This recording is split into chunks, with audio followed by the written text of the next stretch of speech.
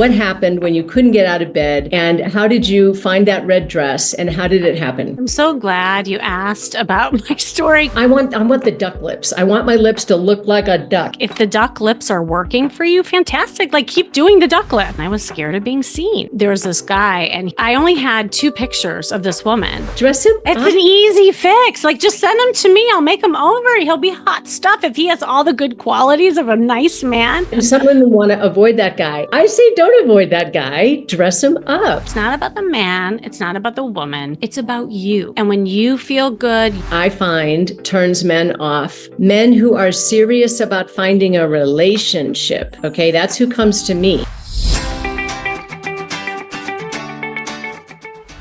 Hi, everybody. Welcome to the Cupid's Coach podcast. I'm your host, Julie Ferman, and this is a really fun one for me because who's on with me today is Kimmy Seltzer. And Kimmy Seltzer was the very first guest on the very first Cupid's Coach podcast at Brian Howie's office. And this is episode number 163. So you're back. oh my God, 163. Congrats, by the way. That's crazy. I didn't know that. Doing the podcast has been one of the best things I've ever done. I don't have to tell you. What do you have, like 300 episodes now in your podcast? Yeah, over 300. And, it's like you don't realize how you get there. Just that, enjoying getting the content out and all this beautiful stuff. Oh my God, that's so exciting. So the name of your podcast is Charisma Quotient. And it's really about building confidence, finding connections, and love. So yeah, obviously we speak the same language. Well, we do, except I learned something studying up more thoroughly on you today. Your approach, Kimmy, now you guys should know, Kimmy is a confidence therapist. She's an authentic dating strategist, an image expert, style coach. She's also a dating coach and a matchmaker. She has a confidence makeover process. She's really good at helping us develop our emotional intelligence, our social intelligence. And what I thought was really interesting in studying your work, Kimmy, is that you're telling people to do things exactly differently, the opposite way that what I've been saying all these, we got to start on the inside. We got to feel good about ourselves on the inside. And then I read up on your story and how you did it from the outside in. Tell us about your story. What happened when you couldn't get out of bed, and how did you find that red dress, and how did it happen? I'm so glad you asked about my story because, like you, in my career, being a therapist for many, many years in Chicago, I had a very traditional life. I used to believe in the inside out. And, back then, I really thought, I was helping people, and I'm sure I was, but I didn't have the experience that I'm about to share with you. So I was living in Chicago with my picket fence and a dog and a couple of kids and a husband. I still have the kids, as you know, by the way, but, everyone can see where the story's going. And we pick up and we move across the country and we plop down here to La La Land, as I call it, Los Angeles. And we end up doing what all the other people here do. We get a divorce. Joking, obviously issues, insert right here. I like to blame LA, but we would have been here anyway. And, the truth was that in that moment, it was like the life as I knew it in a traditional sense just completely disappeared. And I did not know what I was going to do with my new life. And I ended up doing what I learned and what I taught and what I believed in. I worked on the inside. And so I did the work. I had counseling myself. I had all my friends rally around me. I was working on myself, as they say. But then it was so funny. People would come to me and they'd be like, Kimmy, are you going to get back out and date? And I would just say, oh no, you know what? I'm just doing the work, right? Like, how many times have we heard this over and over? But cut to 8 months later, Kimmy, so when are you going to go back out and date? I said, oh no, you know what? I'm just doing the work. But really, what was I doing? I was sitting there really in analysis paralysis, not taking action. I was thinking I was doing the work, but I wasn't really changing habits. I wasn't taking action to change the course of my life. And so I was stuck in my mindset. And not only that, my clothes reflected how stuck I was, because this is where the whole thing changed my life. I was wearing all black at the time. That was my dark period, as I called it. And I was still wearing the nursing bras. I wasn't nursing any longer. I looked like a frazzled mess. And I'll never forget the moment where I woke up, literally woke up in so many different ways, right? Metaphorically and physically. physically and looked in the mirror, and I was horrified at what I saw. I saw this frumpy mom. I'm like, what have I become? I didn't even recognize me. And I was just kind of numbed out. I didn't even really see myself up until that moment. So because nothing else was working, the traditional therapy, everything else that I thought I should be doing, I decided to do something very untraditional. I was sick of my clothes, and my clothes was actually falling off my body. I'd lost weight. I didn't even see myself. And so I go shopping, right? Shopping therapy. And I go into the store, and this personal shopper, she was watching me, and I think I'm up leveling myself, but no, what am I doing? I'm putting black clothes in my arms again,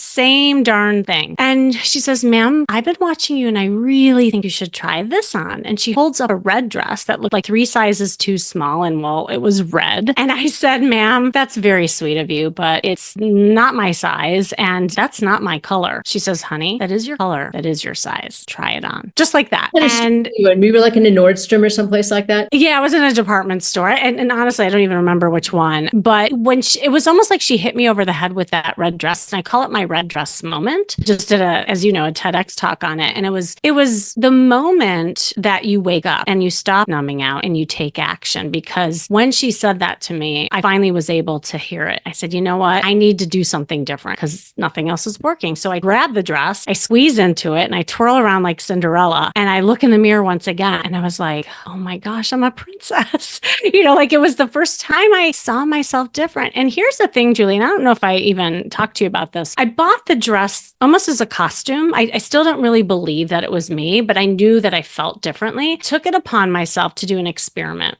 I decided that I was going to go out into the world and I was going to wear that red dress in all these different settings. So I did. Like I went to the coffee shop in that red dress. I walked my dog in the red dress. I did all these things. And for the first time, I started noticing men noticing me. And the kicker was I didn't like it. And that surprised me. Like I thought, oh, here I am. I'm putting myself out there. But it dawned on me this whole time, I was staying invisible. I was wearing the black clothes as a cloak so that men wouldn't see me because really deep down, I was scared of being seen. So I had to get used to being seen. And that's really where my story began. And of course, I have a lot of other stories after that. But when I discovered that, I realized there was a symbiotic relationship between the outer and the inner when it comes to confidence, that it's not just an inside job. How we market ourselves, how we move through the world, the skills that we have, that correlates to how we feel inside. Because you could be the best person in the world and do all this quote unquote work on yourself. But if you're not being seen, then love could pass you by. So that's where kind of this new part of my business began. And now I do work from the outside in, and the style intelligence is where I start. So yeah, working on people's style, their body language, their energy, the way that they're playful and flirty and interact with the world. Because again, like that's where attraction happens too. So anyway, that was a long-winded story of really where I got started and how I flipped the script. About body language. Should we just fake it till we actually become comfortable with it? I mean, yeah. Some people are just sort of withheld, they keep their arms crossed. Their energy is inside, and you can tell they're self-conscious and they're not confident. So give us an example of how we can play with our body language that will, even if it doesn't feel comfortable at the beginning, we might have to fake it until it becomes comfortable. I love that you asked that because I have a theater background. And what I remember when I was doing like improv and theater is that, and I even did something called drama therapy, that when people were in a character, even if it was a fake one, right? Like even if you had to develop the character, people started embodying that character, right? Or they were able to express themselves or be different. So fake it till you make it is not that far off, your question. And there's a lot of research that shows that. And I've turned the most introverted, shy people who are like what you're describing,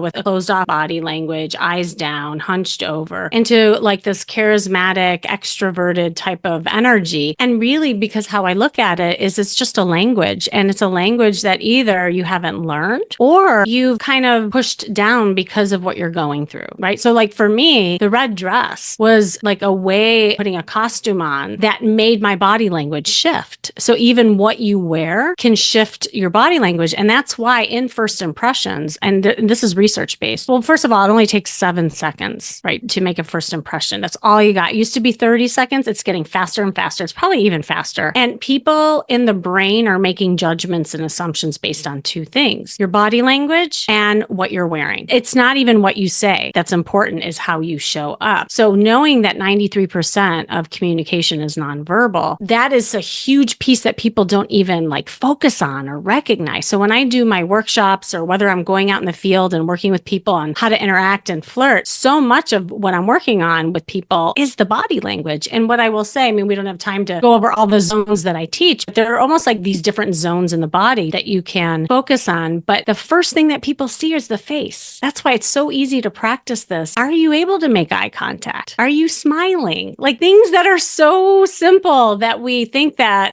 might be elementary or not as important as all this other stuff that we're working on. But at the end of the day, people connect with people that they feel good around. And when you have a wink and a smile and an energy that's infectious, that's half the battle, right? There's so much time to get to know people intellectually, inside, that kind of thing. But that playfulness and the energy that you put into your body language is huge. As you know, I do a lot of these dating retreats, and it was so wonderful. The last dating retreat I did, it was called Spark Your Sexy. And we worked on all the stuff that, embodies the sexiness. And it's not something that you can learn in your head. It's only something that you can literally experience in your body. I always joke, you can't learn how to be in your body in a cerebral way. And yeah, I work with so many people who are all cerebral and high achievers and outcome-oriented. I know you do too. So, I bring in a dancer and we do scavenger hunts, and we really like embody this stuff and work on the signals that you're sending. Well, we were doing the scavenger hunt, and this woman who was like really reserved, and she was what you described, like crossed arms,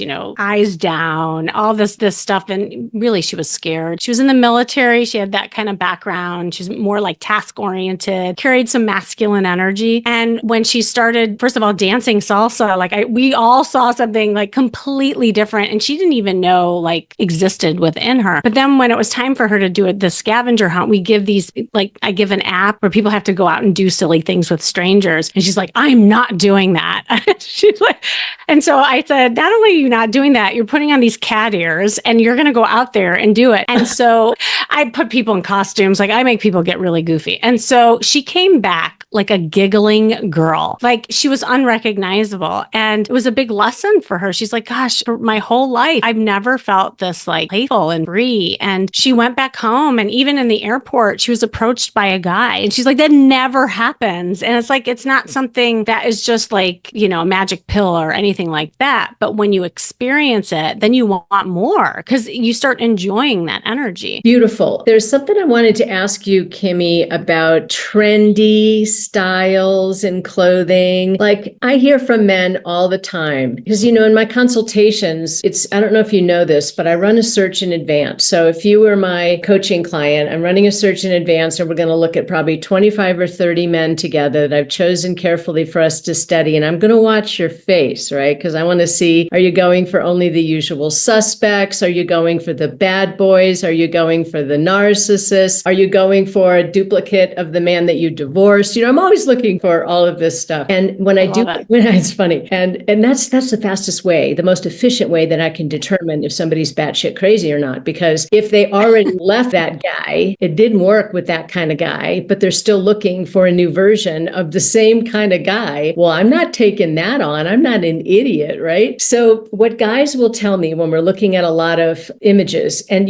guys will make their decision very quickly about whether there's an interest or not. It's surprising to me how quickly they can say no. And one of the things that will cause a man to say no consistently is those big frumpy dresses where they can't see if she has a waistline. Why do women wear these trendy clothes that don't look good on them? Would you please explain this to me? Oh my God, it's the bane of my existence. I have this, I'm determined to go on one of those talk shows, and you know how they do all those makeovers? Well, it's always like stylists who are putting the latest trends on people, to your point. But no one's really focusing on what the opposite sex finds attractive, right? There's a difference between fashion and style. So I want to first say that. Okay. So what you're asking about is more along the lines of fashion, things that are trendy, things that come and go, that kind of thing. And not everything in fashion works with everybody, like every body type, everybody's lifestyle. And especially when it comes to dating, because those big pattern dresses that hide your body that are really in style right now, men do not find attractive, right? And so, yeah, it's a big thing. Now, style is something that's everlasting. That has to do with kind of the pieces that work for your body type. I have this free body style, like you can find it on my website, and it determines what body type you are. And I'm very scientific the way I approach clothes. So you're measuring like your shoulders, your waist, your hips, and then that determines what clothes flatter your body and what like cuts to stay away from. And once you know what your body type is and what works for you, then from there, determining a sexy dating style, which is different than like your mommy style or your daddy style, right? It's something that's intentional. So I call it a dating costume. And this is why I do so many makeovers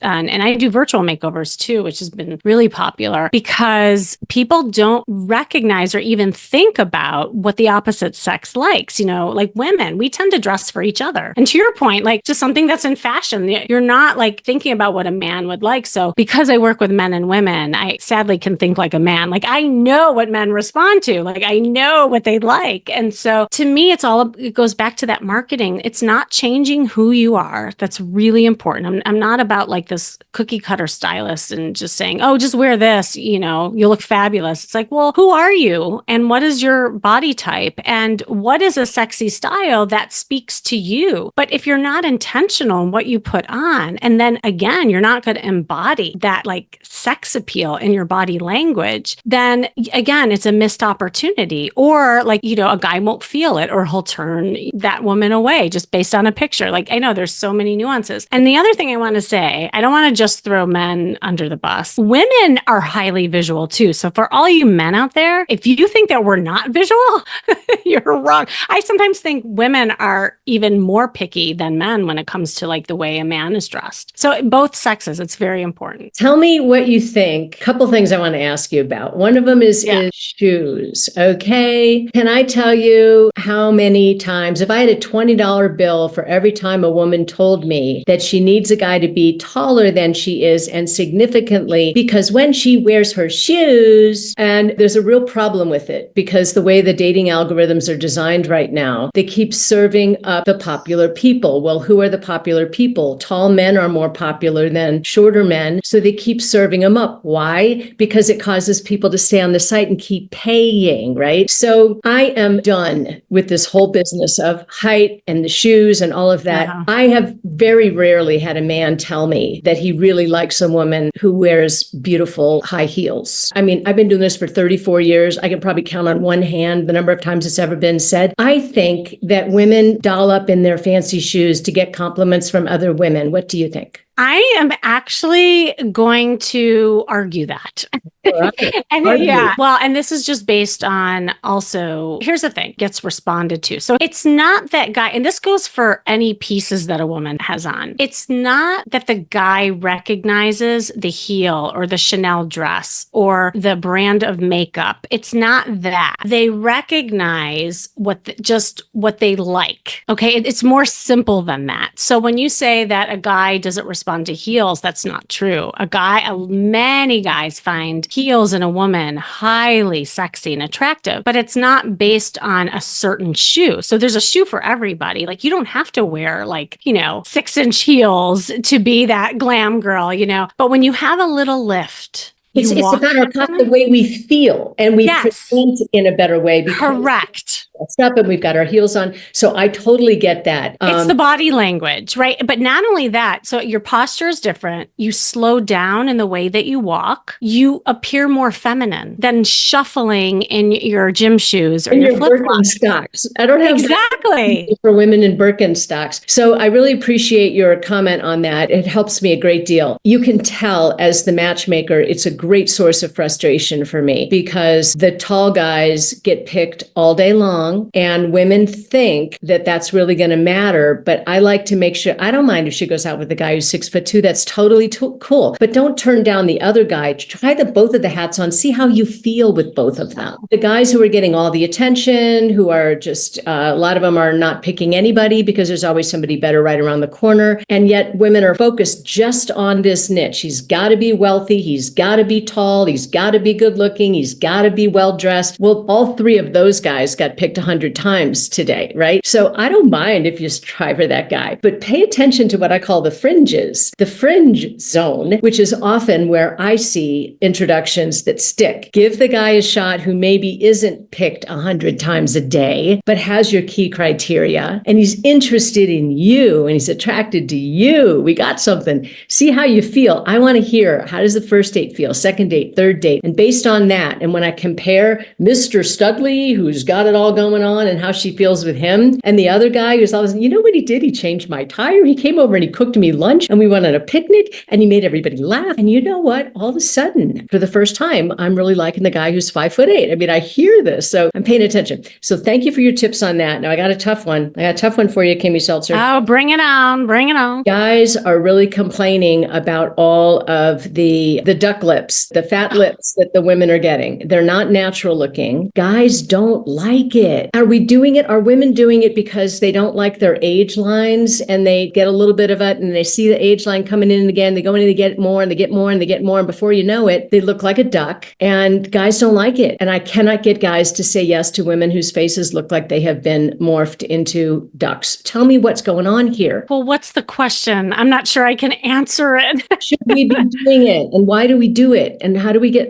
we get sick? I mean, I get a little Botox sometimes, and I know if I could probably go get a facelift or whatever, and maybe I will at some point. I'm 64 years old, but basically what women are doing to their lips, I'm finding is not turning men on at all. It actually causes them to bounce right off of their page. What can you say about the lips? Yeah, we can blame the lips, but the truth is this is a symptom of a bigger thing. And as a therapist, I will say is that anything, whether it's doing anything to your body, right? Like we're talking about the lips, but there's a lot of other things that people do to enhance themselves, to feel better about themselves, that kind of thing. And there's different reasons for that. To me, it goes back to where it's coming from, like why women are doing that and what is it about doing the lips that makes them feel better, right? Like, so if it's something that they're getting addicted to, which I've seen that happen a lot where they'll do the lip and then they do this and then that, and like suddenly they're like morphing into something else. To me, there's a bigger underlying issue there. Maybe it's an insecurity, maybe it's a self-esteem issue, and they're doing things to cover up or try to make themselves feel better, and they're not really addressing the real issue, right? And I also find that there are patterns, right? Like, and there's patterns of people that do that have other things going on as well. So, for me, it's not knocking whether or not to do the lips. It's more about looking at your patterns and are your patterns working for you? So like if the duck lips are working for you, fantastic. Like keep doing the duck lips. Like you know what I'm saying? You actually walk into the plastic surgeon or the guy who does it and say, I want the duck lips. I want my lips to look like a duck. Are they asking for it or is it just over time that ends up happening? I think, right. I don't know the answer to that because I don't have duck lips, so I can't say that. I know here you are, a beautiful woman, and you have a perfectly gorgeous face. Your lips are perfect and you're not messing your face up. I applaud you. Thank you. Well, thank you for all that. But see, this is what I'm saying. It goes back to just more of the confidence. Again, I call myself a confidence therapist for a reason because I think that's the crust of everything. It's like so many people are looking for external validation because they're not internally feeling satisfied with themselves, right? So whether it's doing things on their face, whether it's,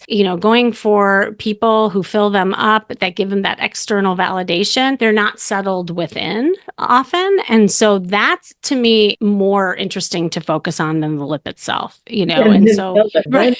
One thing that women are doing that I find turns men off, men who are serious about finding a relationship. Okay. That's who comes to me, not men who just want to swipe, get laid every weekend. The men who come to me are looking to have their last first date. And when I show images of women who are booby and their boobs are hanging out and they look really kind of slutty, a really good man who wants a relationship, he pops off of her page instantly. So what can we say to women about the appropriate amount of sexy when we really are looking for a relationship? I'm not talking about the Club Med whoop-de-doo here. If you're at Club Med and you want to have a whoop-de-doo, well, okay, ladies, go for it. But if we really want a relationship, talk to us about how sexy should we be? Yeah, that's a really good question because sexy is kind of within the eye of the beholder, right? Like I know a lot of relationship oriented guys who would still go for that girl, to be honest. I've seen it. And I've seen what you're saying. Like I've seen where, the guy's not looking for that. There's other things that are important. To me, it's about feeling sexy within. That is so personal because, I offer free calls and I often ask the question.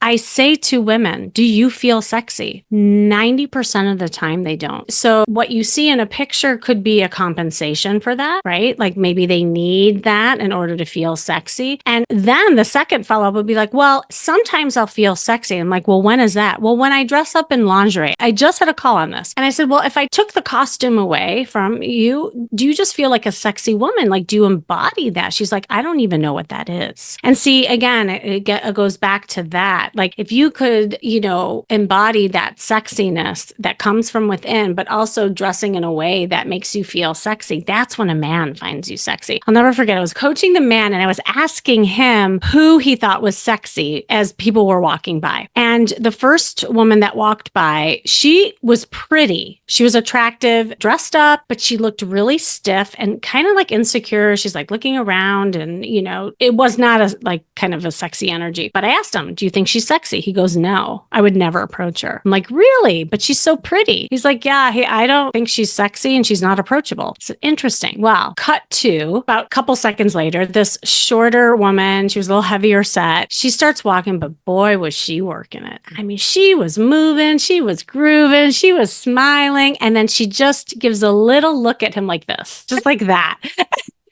And he literally almost fell over. I said, so do you find her sexy? He goes, oh yeah, I would totally go out with her. I said, well, what was the difference? He's like, well, the first woman looked really uncomfortable with herself. The second woman was so into her body and so comfortable. That's who I want to date. That's who I would approach. And that is sexy. I love that. What I've heard from some men when they see photos of women who are a lot of heightened sexuality in their photos. Oh, yeah. And if he's hesitating, I love to ask, I can tell there's some hesitation there. What's the hesitation with Brandy? And if they're honest with me, they'll say, well, here's the thing. I want to be attracted to my woman and I want to have a beautiful sexual relationship, but I don't necessarily, and I really don't want, I don't want her to show all of her bodily features to everybody. That's for me. That's, so there's a certain level of sexy that I think is perfectly fine. But some of the outfits that I see out there and some of the photos that women send me, I'm cautious about it because the kind of guy who really wants a keeper relationship doesn't necessarily want a woman who's flaunting her big boobs and her thong bikini and all this stuff. He wants the thong bikini for him. Or if he's going on Club Med and he's just having a good time and he's got a hot chick that he brought to Hawaii, oh yeah, wear the thong bikini and I'm the guy who gets to be with this hot chick. But when they get really serious about a relationship, I'm finding they don't like it. They think that she's going to be sleeping with a lot of guys. They think she's going to be flirting with a lot of guys. And they want somebody who's a little bit more wholesome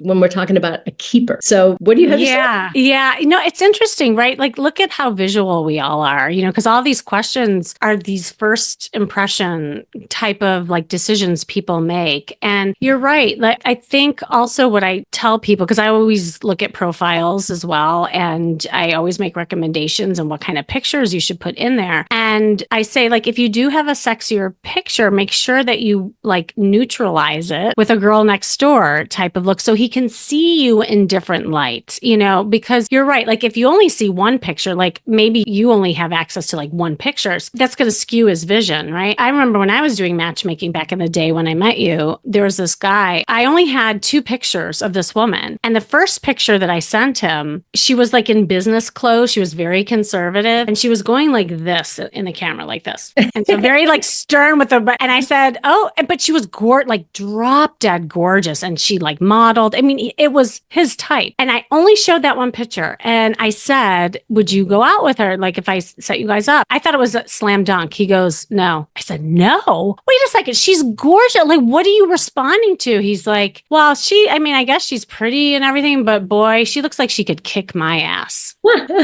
So what was he responding to? He was responding to the attitude, the body language, and the stiffness in her clothes. Then I said, hold on, I have one more picture. And then I sent him the picture of her in a dress in the sunlight with her hair kind of just flowing in a very feminine, approachable way. And her head was cocked and she's just smiling like that. And I just hear a thump. Like he literally fell off the chair. He's like, Kimmy, yes. And I'm like, well, what's the difference? It's the same woman. He's like, well, here she looks. So to your point, like there's visual cues that people get from different pictures and looks. But it goes back to what you said. That's why it's so important to be open. Yeah, you got to get to know a person, in different ways. And you just never know until you connect. And sometimes I'll run into a situation with a woman who's very stylish and she's got her whole, her house is perfect, her clothes are perfect, her makeup perfect, everything. And she sees a guy who's sort of, maybe he's like dresses with Brooks Brothers, or maybe he's does what my husband does and buys his clothes at Sam's and he gets all excited with his new $15 shirt that he got at Sam's. But and some women want to avoid that guy. I say don't avoid that guy. Dress him up. It's an easy fix. Like just send him to me. I'll make him over. He'll be hot stuff if he has all the good qualities of a nice man. But look, this is why how you market yourself is so, so important. And again, it's not about the man. It's not about the woman. It's about you. And when you feel good, you feel sexy, you will carry out that energy that will draw people to you no matter what. So like, hear me out. Like it's so important for people to understand this isn't like the superficial stuff. It's just marketing yourself in a way so that people can get to know the juiciness of you. Well, I really like, you're going to influence how I coach people about this thing. When we're kind of not feeling that great, or maybe we're not feeling that confident, or dating's getting tiring or dull or whatever, take the extra time to put your best self forward and fake it till you make it, and be the one who decides this is going to be the day I'm going to get dressed up and I'm going to go out and I'm going to have fun, and that's what's going to happen. And don't forget to flirt. I have to just insert that. That's a huge piece of the way you dress and the way that you have energy. It's one thing to be nice. It's another thing to be flirty. So anyway. That's right. I am the queen of the flirt. I love to do it. I love to teach people to do it. Yes. And I had a great friend years back who wrote a ton of books about flirting, Susan Rabin. And she helped me understand that flirting is really just one of three things. It's asking a question, it's offering a comment, or a compliment. One of those three things: question, comment, compliment. And I noticed that some people are more comfortable with one version of flirting than others. So if you're good at offering compliments, practice it. Guys walking down the street and he's got a pink shirt on. I love to get guys, whenever they're in a pink shirt, I say, not every guy can wear pink, but you sure do wear it well. Just something cute like that. These guys came in, I'm on retreat right now with a friend, and these guys come in to fix something and they've got these big long beards, and I just complimented them on their beards, and you just to watch their face light up. Yeah. Well, and you know what you do so well, because you are a flirt. I mean, we're both flirts, is that you say it with a smile and you say it with the energy that's so cute and endearing. And that's the point. Like you can deliver a line. You could have lines to say, but if you don't pair it with the nonverbals and the way you dress, then you might still be stuck in the friend zone, or there may not feel like there's chemistry. So that's why both are so important to think about when you're putting yourself out there. Okay, one more question. It's about guys and it's about their facial hair. Now, there are a lot of women who have this thing where they don't like facial hair. Well, facial hair is kind of in fashion. And then there's some women who they don't mind a little bit if it's very trimmed, but when they do have the long scruffy thing on the neck, you're like, no. What do you say to guys about facial hair? Again, it's such a personal thing. Like if that's something he really likes, then own it. But the thing that's important about facial hair, it has to be groomed. The unruly and scraggly thing, I don't care if it's in style or not. Nobody finds that attractive. So if you're gonna go bold, do it, but then do it in a way that looks clean and intentional. And bald is way better than toupees. Oh, thank you. Every time I see one, I don't rip it off his head, I'm like, don't do it, dude. And also men coloring their hair when they're obviously in their 70s and they have sort of this reddish color hair that means he's been coloring it or something. It's better to just let it go gray. The reason they do it is they think they're going to attract the younger woman more, right? That's why they do it. I think they want to feel youthful. I don't know how many think beyond that, and they just want to go back to like how they maybe looked or they felt. It also depends on the hairdresser, I will say, because there are some, especially because I've seen it here in LA, that at least do like highlights that can be very natural. You know, you don't have to have all gray. You could have something that can tone it down. There's different like levels of dyeing hair too. But to your point, if somebody is like full, like towhead gray, and then all of a sudden they like have black hair, like just totally black hair, like it's anything in extreme. I think that's what we're talking about. And I love what you said about how you can, like, I'm going to get my hair done tomorrow and they'll put lights in, and guys can do it too. There's this really cute guy who came to my photo fun day. Every now and then I'll have photo fun day and I'll just invite all these people whose photos are not so great. And I'll pay for the photographer. I'll pay for the suite. You get your butt in here and get a new photo. And this guy comes in and he's in his 30s and he dresses not like really formal or anything, but you can tell he put care into it. It was sort of a tailored shirt. He had pants that fit him well. And he did that with his hair. And I thought, isn't that interesting that he's putting the effort into coloring his hair in a fun way? And it made all the difference in the world. The ladies loved him. See, that's the thing. I think also there's a theme here in what we're talking about. It's like how you own things. Like if you're intentional in what you're doing to your body, what you're putting on your body, the way you're moving in a way that makes you feel good, that confident energy is going to be highly attractive. If you're doing things to try to cover up things or try to fit in or be something that you're not, that's when it's not attractive. So again, it's not about not authentic. Right. Yeah, exactly. It's not authentic. So it's not about the lip or the hair dye. It's really about how you feel in it, how you own it, and how it's being perceived. Okay. I know I told you that was the last question, but there's one more thing that I want to share. And you changed the way that I dress long time ago. We did an event together on Main Street in Santa Monica, boarding on Venice. I don't remember where it was, but we brought a bunch of people there. We took a ton of photos of people and we're looking at clothes. And you told me that I should always wear solids. And when I watch you and what you wear, you always wear solids. And yet when people come to their photo shoots, they're wearing these bold patterns, all this stuff. It makes guys' eyes kind of crazy, doesn't it? Yeah, they don't like it. I'm sorry, ladies, for those of you who love patterns. I'm a big like what not to wear, and that is patterns. And there's a couple reasons. Okay. One, from an image consultant standpoint, patterns actually widen your body. It makes you look bigger. So whether in the camera or in person, and especially if there's a part of your body you're trying to conceal or slim down, when you wear loud, swirly patterns, it enhances that very part that you're trying to conceal. So that's number one. It can also, too, make you look kind of like shorter and stockier, because the thing is like in the camera, and like newscasters know this. If you notice on the news, they're all in solids. They're hardly ever wear, because they know the drill. The rule of thumb in a picture or in a photo is to never wear patterns. It's a big no-no. And it's because of what I'm saying. And the third reason is, yes, I'm sorry to like be the bad messenger here, but men do not like patterns. I even did a survey on Facebook. This was years ago. And I put like the same woman back to back, one in solid, one in the pattern. And they all said they liked the solid better. And they can't really say why. They react because they really want to see your body. And the patterns kind of distract from your body. Very good. All right. We covered all the most important things. I think we got it. All right. So if people want to work with you, if people want to follow you, how do they find you and what should they do first? Well, obviously you can go to my website. It has all the like goodies on there. It's KimmySeltzer.com, KIMMY, Seltzer like the water.com. All my social handles are at Kimmy Seltzer. My podcast is Charisma Quotient. If you are looking for a free style guide, I have one for women and one for men. The man's like a man's fashion manifesto. You can grab that by just going to KimmySeltzer.com/style. Beautiful. Thank you so much for doing this.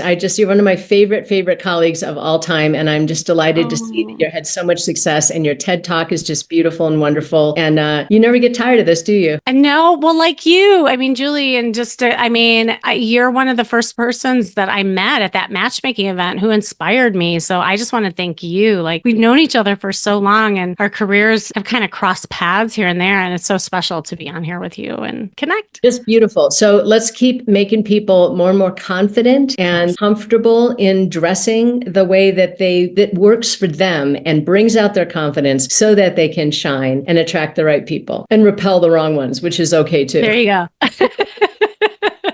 Thanks so much. And all of you guys who are listening, go check out kimmyseltzer.com, follow her everywhere. And what I challenge you to do is send me some pictures of the new you, okay? However you've been doing it, play in your closet, go shopping in your closet, go to Macy's, go to Nordstrom, try on some new outfits and send them to me and let me know that you were inspired by Kimmy's talk today. And that will make me really happy. And I'd love to see those, by the way. Very good. Maybe I can give some tips. So thank you. And I will talk to you soon. And all of you who are out there listening to this, I want you to go out there and transform me to we for yourself. Thanks for listening.